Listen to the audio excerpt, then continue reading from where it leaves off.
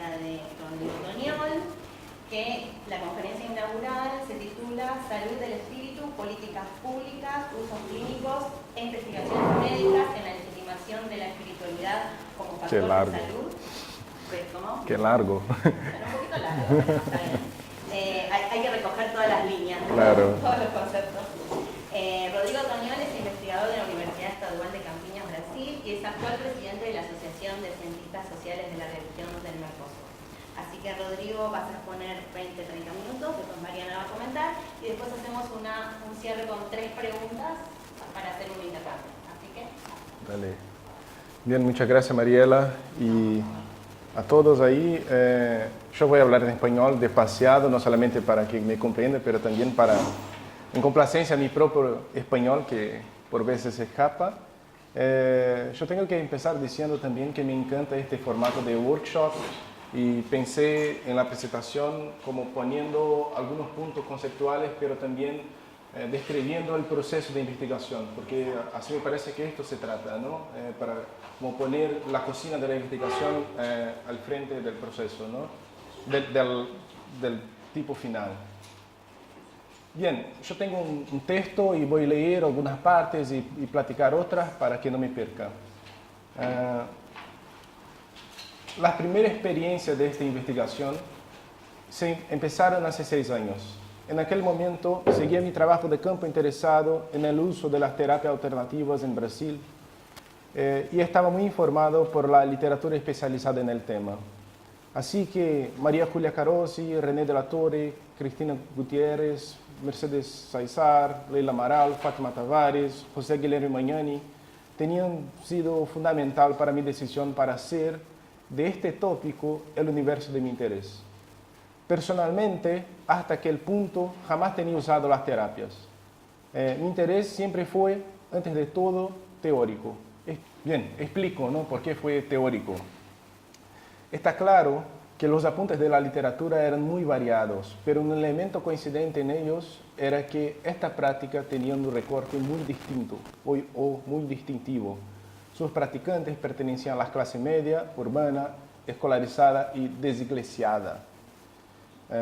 Todavía, en el contexto donde hacía trabajo de campo, no tenía nada que ver con este universo de las terapias, de las clínicas terapéuticas holísticas. Yo sí acompañaba personas haciendo yoga, reiki, acupuntura, homeopatía, cromoterapia y tantas otras prácticas, pero las personas que acompañaban hacían esto en centros muy lejos de la parte urbana, no eran escolarizados y tampoco de la clase media. Hacían esto en la favela de Porto Alegre, en hospitales públicos y en el interior del país. Eso porque en 2017 el gobierno brasileño creó la Política Nacional de Prácticas Integrativas y Complementarias, a partir de la cual se pasó a promover un largo conjunto de terapias en el sistema público de salud brasileño. Como puede imaginar, me pareció claro que este hecho cambiaba el cuadro de las ofertas de las terapias en el país, como también implicaba la necesidad de producir nuevas reflexiones a partir de otro punto, capaces de explicar y comprender mejor lo que significaba un proceso que, en principio, promovía las terapias en el ámbito de la medicina oficial para un país de 200 millones de personas. Por favor. Yo estaba muy interesado en el proceso de la oficialización producido por esta política, y no solamente en el uso de las terapias alternativas. Bien, para hacer la investigación, así que este es un primer punto importante que hacer delante de esto, ¿no? Para hacer la investigación opté por concentrarla en 2 contextos. En los ambulatorios, hospitales que utilizaban las terapias, así que fui como para platicar un poco con los pacientes y con los terapeutas, pero también, y esto fue muy importante para mí, yo fui para las instancias oficiales, yo fui para las secretarías y para el Ministerio de la Salud. Yo estaba muy interesado en el Estado y este me parecía ser el nuevo agente de todo este proceso. Así que pasé a acompañar reuniones semanales en este ambiente, todas ellas dirigidas a la regulamentación de las terapias en el sistema de salud público brasileño. Lo que pasa fue que yo estaba interesado en la forma por la cual las terapias ganaban legitimidad en el contexto del debate político. Y fue ahí que como encontré dos movimientos muy recurrentes. Un primero, que ya estaba muy descrito en la literatura, que era la producción de la relación entre terapias y la idea de espiritualidad. Eso ya estaba, ¿no? Pero un segundo movimiento, seguían diciendo, para completar este argumento de la idea de que la terapia tenía que ver con la idea de espiritualidad, algunas cosas del tipo, como está probado científicamente que espiritualidad hace bien para la salud. Pero decían esto en una reunión ministerial. Y ahí me sorprendió un poco la posibilidad de hacer esto con un argumento viable, ¿no? Y un poco mi pregunta siempre fue, ¿qué capítulo perdí que esto pasó a ser como algún sentido en este contexto y no en un contexto de terapeuta? Y fue así que empecé la elaboración de mi nuevo proyecto y pasé a interesar por las formas oficiales de reconocimiento de la espiritualidad como un factor de salud. No estamos hablando, y aquí es muy importante marcar esto, de un proceso marginal, pero sí de un proceso que ha ocurrido en el mainstream de las ciencias médicas.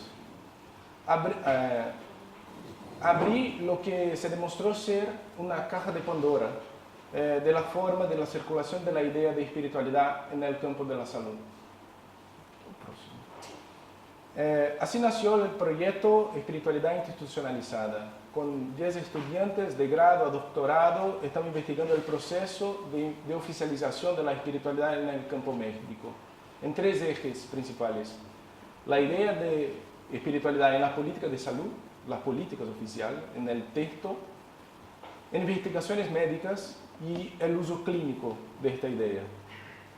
Antes, pero de presentar un poco todo esto, es necesario enfrentar una cuestión muy difícil, que es espiritualidad.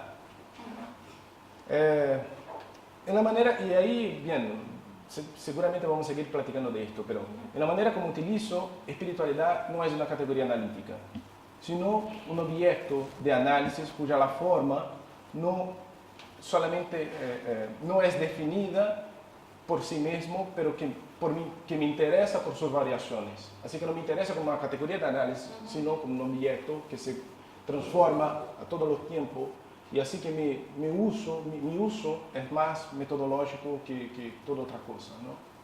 En este sentido, es en este sentido que no parte de un concepto de espiritualidad, sino de un principio metodológico, a partir del cual las variaciones atribuidas al término interesan como objeto de análisis y no como categoría analítica.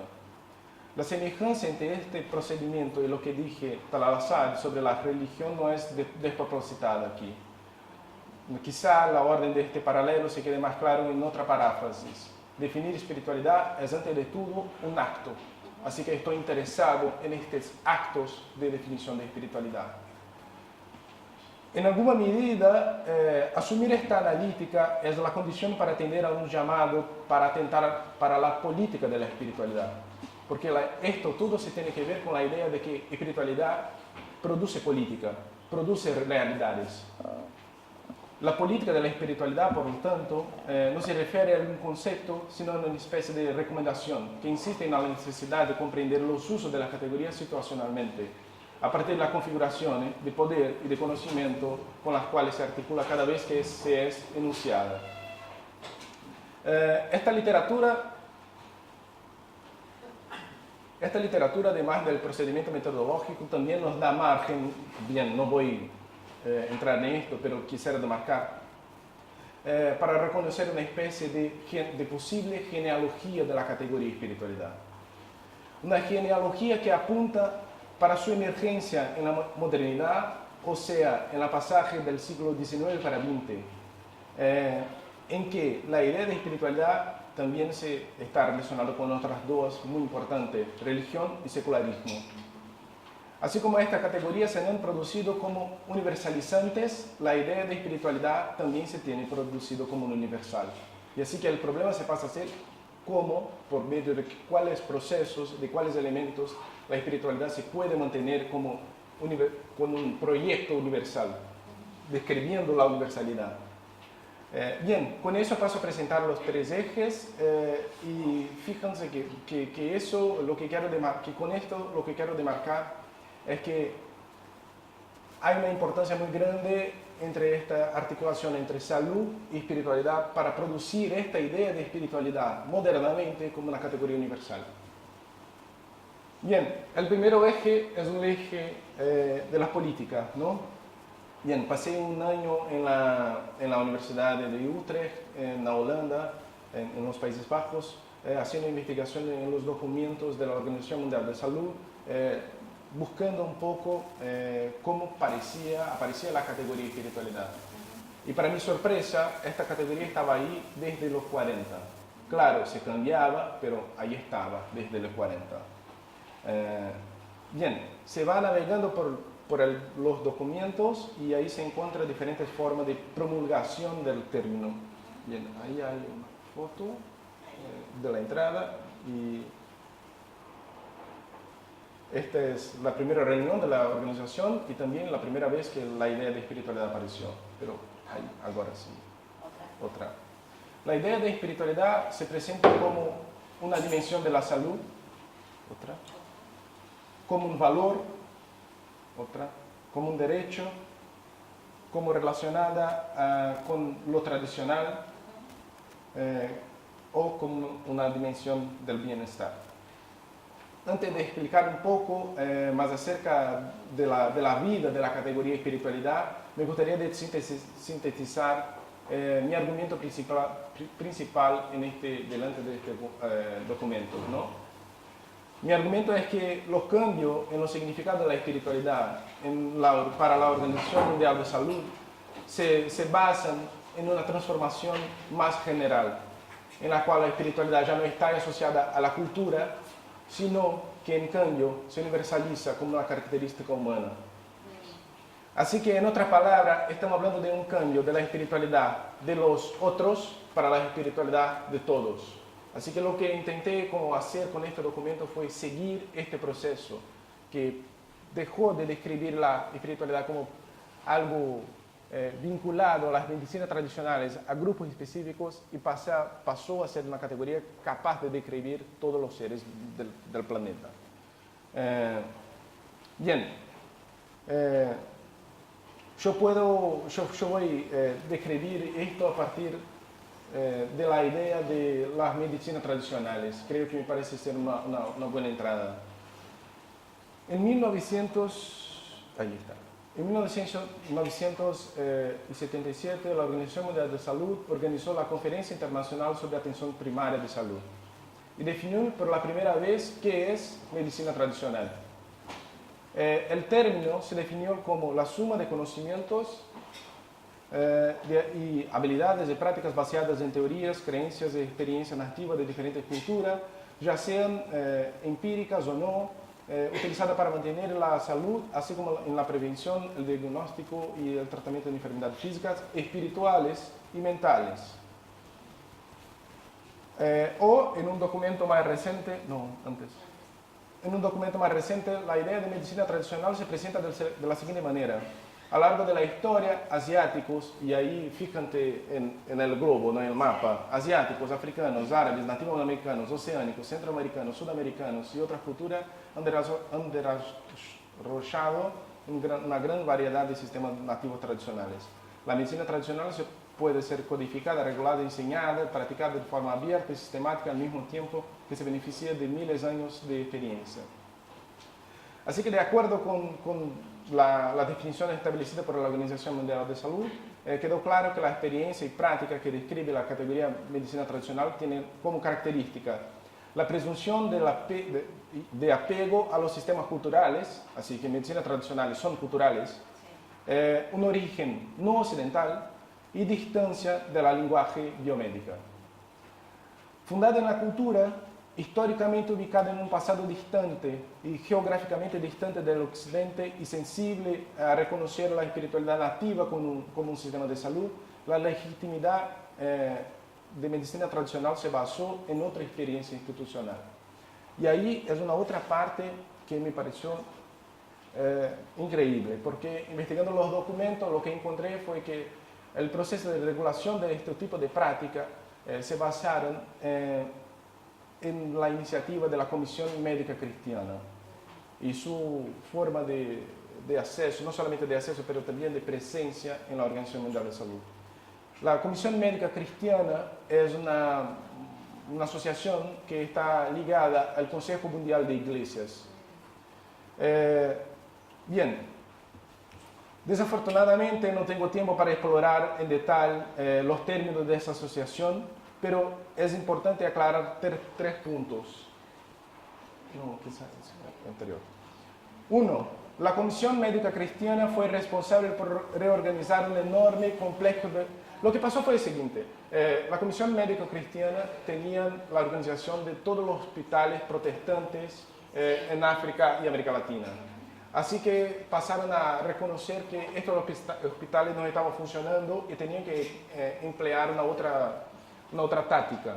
Y la táctica fue salir de los hospitales y hacer como convenios con los nativos, native healers, con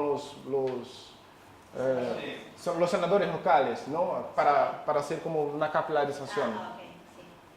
Lo que pasó fue que en este descentramiento la Organización Mundial de Salud reconoció una estrategia que funcionó y pasó a también reorganizar su propia red de hospitales a partir del contacto con los sanadores locales.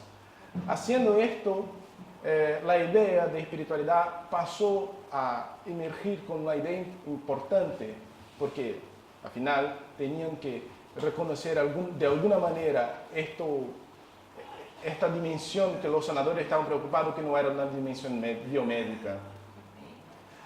En otro punto también fue que en este momento, en los 70, la Comisión Médica Cristiana estaba se cambiando, saliendo de un viés proselitista para un viés un poco más holístico. Bien, ahí hay toda una discusión teológica que no se puede entrar, pero el punto es, la forma de acceso y la forma de relación estaba cambiando.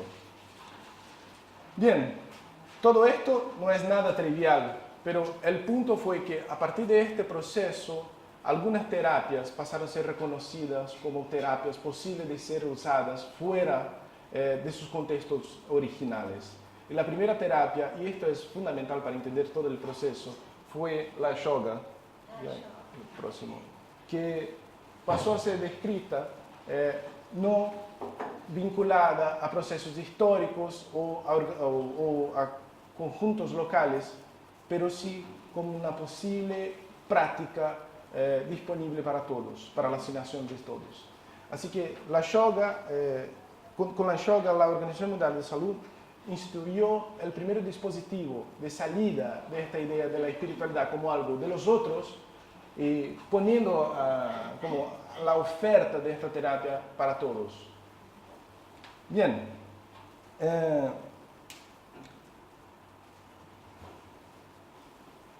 20 años después, en los 80, la Organización Mundial de Salud reconoció y se puede leer en los documentos lo siguiente. Habiendo examinado el informe de la Junta Directiva de la Asociación, de la Organización, sobre la dimensión espiritual del programa Salud para Todos en el año 2000 y que acompaña la recomendación del Comité Ejecutivo de la Resolución, la Asamblea reconoce que la dimensión espiritual desempeña un gran papel en la motivación del logro de la persona en todos los aspectos de su vida. Afirma que esta dimensión no solo ha estimulado la acción mundial para la salud, sino que también ha dado a la salud, tal como se define en la Constitución de la Organización Mundial de la Salud, una dimensión espiritual adicional. Así que lo que pasa fue que la idea de espiritualidad se pasó a ser imbricada en la propia definición de salud de la organización. Bien, todo esto, después de esta investigación, pasé ahora, y ahora es lo que yo estoy haciendo con los alumnos, a investigar las políticas de la salud, no solo en Brasil, pero también en otra parte de América Latina, mirando las palabras religión y espiritualidad, y mirando cómo estas palabras aparecen y cómo ellas cambian y producen políticas, producen efectos. Y lo que puedo decir es que estamos encontrando muchas cosas, así, que estas palabras son palabras claves, que pasaron a estar presentes de manera como fatal a partir de los 80, totalmente relacionado con este proceso de la Organización Mundial de la Salud. Así que este es un primer eje de la oficialización o de esta idea de la política de la espiritualidad. Fíjense que hay así que un eje empírico, pero también la idea de política de espiritualidad tiene un guiez analítico, ¿no? Metodológico propiamente. Bien, paso para otros casos y otras dimensiones. Yo tengo un 5. Sí, eso te iba a decir. 5 Dale. Una segunda dimensión que estamos analizando es la dimensión clínica. Bien, yo puedo decir y platicar más sobre esto, pero lo que pasa es que en muchos hospitales la idea de espiritualidad ya se instituyó como un protocolo, especialmente en los hospitales de psiquiatría. Por ejemplo, en Brasil, si ahora cualquier uno de nosotros vamos para el Hospital Central de la Universidad de São Paulo, uno de los mayores del mundo, nosotros vamos a pasar por una que se llama anamnesis espiritual. La anamnesis espiritual es como un protocolo, un cuestionario que te va a analizar tu relación con Dios y con todo esto. Para hacer, el punto es, de esto sacan un score, sacan un número, y así se puede producir correlaciones entre cómo está su salud y cómo está como su relación interna con esto que ellos llaman coping espiritual, que es la posibilidad de usar la espiritualidad para su propio beneficio. Bien, hay un estudiante ahí haciendo un doctorado sobre este protocolo clínico, pero también me interesa a ver cómo que la espiritualidad no solamente se puede ser para bien, pero también se puede hacer mal. Y así hay un otro estudiante y parte de este proceso que está investigando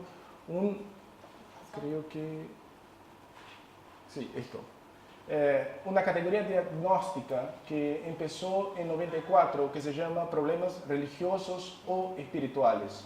Esta categoría diagnóstica así que produce una forma de encuadramiento de procesos de adolecimiento, ¿no? Bien, y ahí vamos a platicar de esto después, pero abre la posibilidad de nosotros reflexionarnos sobre la mala espiritualidad. Bien, ahora paso para el último nivel de la investigación. Sí, estos son las categorías de las regulaciones, ¿no? Ahí sigo. ¿Sigue? Ahí pesquisas. Sí, las investigaciones. Lo que pasa es que en este proceso de analizar y de volver para aquella palabra que los secretarios de salud decían, está aprobado científicamente que la espiritualidad hace bien para la salud, yo empecé a buscar los índices de asociación en la medicina oficial. Y lo que encontré fue increíble para mí, ¿no? Este gráfico para mí es muy como sencillo y al mismo tiempo muy ejemplificador del proceso que estamos pasando.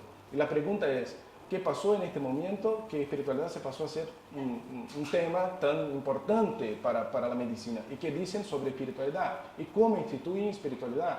Y más, ¿cuál es el efecto de producir la espiritualidad como asociada a la salud? Bien, otra vez estamos hablando de grupos muy establecidos como Harvard University. Ellos crearon ahora un programa de investigación sobre esto. Columbia, Yale. Bien. Lo que pasa fue que delante de esto, así que empezamos a hacer una estrategia que fue ir para los laboratorios y los centros, los departamentos de investigaciones médicas. Así que los estudiantes están acompañando a los médicos, los científicos que están haciendo estos procesos de investigación. Bien, hay un primero, y los resultados de los médicos son cosas de tipo, se puede pasar ahí, la relación entre espiritualidad y hombre con cáncer de próstata, la espiritualidad y control cardíaco autonómico. Otra, espiritualidad y dolor. Bien, ahí. Bien, lo que pasa es que para producir esta idea de que espiritualidad hace bien, ellos tienen un problema, que es cómo capturar la idea de espiritualidad o cómo materializar la espiritualidad para que sea una variable posible de ser mensurada, ¿no? Y aquí termino volviendo a mi principal argumento, que es todo este proceso también apunta para una salida de la idea de la espiritualidad como algo particular, subjetivo, para algo universal, natural. Porque cuando se mira para los procesos metodológicos de análisis de la espiritualidad, se empezaron a hacer, hace muchos años ya, todos estos cuestionarios, ¿no? Son surveys de los psicólogos. Pero en este proceso, los índices de investigación eran bajos. Lo que se cambió de manera muy sencilla fue cuando los neurocientíficos entraron en el debate. Pero lo importante ahí no es solamente la metodología, sino también la comprensión de la idea de espiritualidad, que sale de algo subjetivo y pasa a habitar un lugar muy importante en la medicina, que es el cerebro. Así que se sale de esta idea de la espiritualidad como algo personal, que cada uno puede desarrollar o no, y se pasa a buscar la espiritualidad como un hecho natural o que está en todas las posibilidades. Exacto. Bien, estas son las cosas que yo estoy metido ahora, así que buscando todo este proceso de oficialización de la espiritualidad, pero con este argumento de que este proceso está imponiendo o poniendo en juego una idea de espiritualidad como para todos y no solamente una espiritualidad individualizada. Y esto también nos impone una agenda de investigación que es de la genealogía de la espiritualidad y cómo investigar de esto. Bien, gracias. Muchísimas gracias.